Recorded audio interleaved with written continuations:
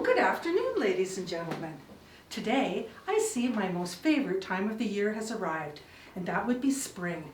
From the smallest crocus to the early roses, I love the abundance of fresh flowers in bloom. Flowers have held a special place in the hearts of humans since before the written word. The ancient Greeks used flowers to scent their homes and give as gifts.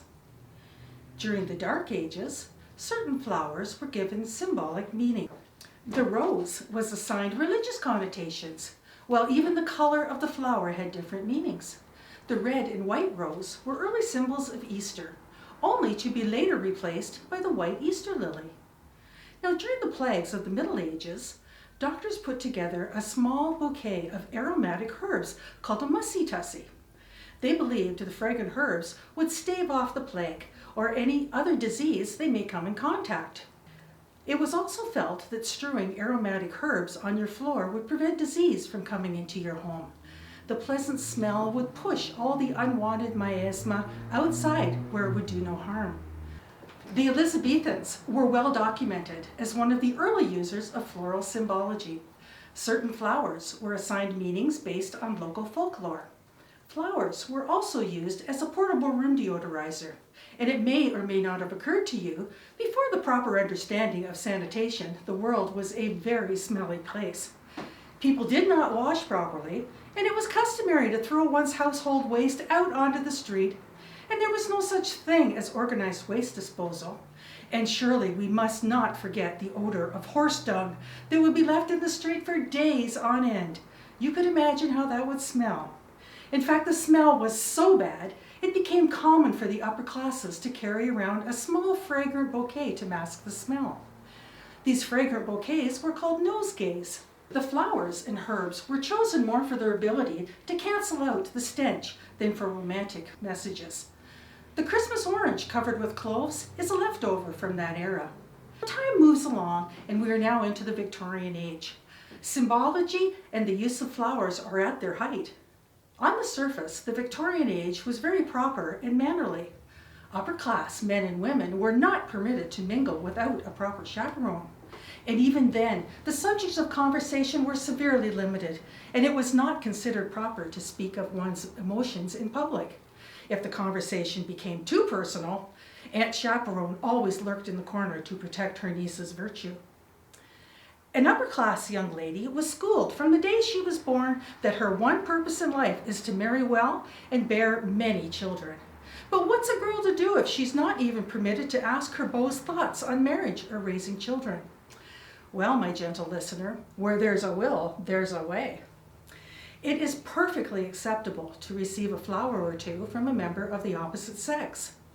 Now, using that old chivalrous Elizabethan tradition of giving flowers with meaning, the practice of floriography has taken to a whole higher level. Depending on where you are and where you learned the art of floriography, depended on what each flower was meant to convey. You really would not want to send the wrong message to your potential mate. Otherwise, things would be over before they had ever truly begun. For instance, if a man wanted to test the waters, so to say, he would give his intended a cedar frond. If the lady was interested, she would hold the frond right side up. If not, upside down. Or, if she really did not care for the gentleman, she could crush it in her hands, and that was a polite way to say, "Move along, nothing to see here." But if the lady turned out to be interested, the next step would be to spend some time together. And as I said, it's not proper for a lady or a gentleman to declare their feelings or ask potentially embarrassing questions. So you get the job done with flowers. A gentleman might send a bouquet made up of the following. A flowering almond means the hope of a new something. A globe flower, that something being unfailing love. And then maybe an amethyst flower to show his undying admiration. And then a calla lily to signify his love's true beauty. My goodness, he is saying a lot with 4 words. He's hoping for unfailing love from a true beauty that he adores. My word, he surely does know how to turn a lady's head. Now, the lady could return a bouquet made up of these flowers. A coreopsis, which means love at first sight. A garden daisy, I partake in your sentiments. And then maybe a ranunculus. That means you are rich in attractions. And a king comes, desirous of riches. So she is telling him she loved him at first sight, and she agrees with the fact that he thinks she is truly beautiful. Is he rich? That would make him very attractive. After all, a girl can't live on love alone. These conversations and personal visits would go back and forth until the time the couple decide to marry. And this brings us to the Victorian wedding. The bride walks down the aisle on a bed of rose petals, which signify the hope for the loving relationship she is about to enter. Now, she may add petals and other flowers to convey a conversation as she walks to her intended. Her bouquet would further her story with the choice of flowers. For instance, Duchess Kate included in her wedding bouquet Lily of the Valley, which symbolizes purity and trustworthiness.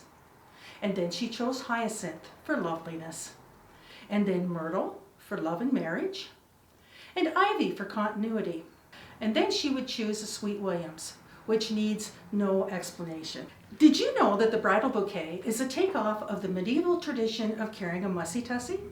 Now remember a while back I mentioned the original function of a mussy-tussy was to ward off bad smells? Now our groom, however, would wear a flower from the bride's bouquet, which is a takeoff of another medieval tradition, and that would be wearing the lady's colors as a symbol of his love and affection. At least his flower has no roots in bad smells. Now after the wedding, the family would go back to the bride's home for a celebration and to receive their floral favors. Now that flavor would give symbolic meaning of what she hopes for in her future marriage. On the other hand, if the gentleman wasn't really interested in marriage and just wanted a little no strings attached fun, he would send his potential partner a sprig of dill. Those who frequent unmentionable establishments would know the question he is asking. If the lady in question is a fine moral character, she wouldn't have a clue what he was talking about, so no harm would be done.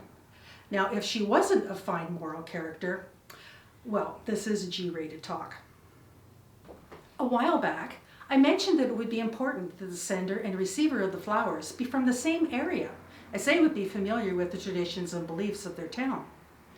But in the Victorian age, people were becoming much more mobile. Consequently, the potential to have a misunderstood floral message was always a problem. Many books were published to set the sender straight and to prevent future embarrassment. Now, of course, the lady and gentleman would need a copy of the same book, or we'd be right back where we started with potentially disastrous consequences. Now, speaking of disastrous consequences, let's try an interesting little social experiment. I'm going to pretend that I'm sending you, my friend, a message, and I'm going to give you a bouquet of flowers. Now, unfortunately, the florist wasn't feeling well that day, and she added an extra flower. Your job is to tell me what the bouquet is trying to convey. The bouquet will consist of iris, yellow margaritas, pansies, dill, and honeysuckle. Now, my original meaning was I'm sending you a message to say that I'm coming soon and thinking of you with devoted affection. But that's not what the bouquet is saying. The iris, I'm sending you a message. A yellow marguerite, I am coming soon. Yellow pansies, thinking of you. Honeysuckles, with devoted affection. And then a sprig of dill. You want to get lucky? Oh my goodness, I am so sorry. I'll definitely have to have a word with my florist. That would have been disastrous. All of these flowers are readily available at your local florist and would make a lovely gift for a man or a woman. Of course, you may want to remove the dill, or you may want to leave it in. Whatever you like.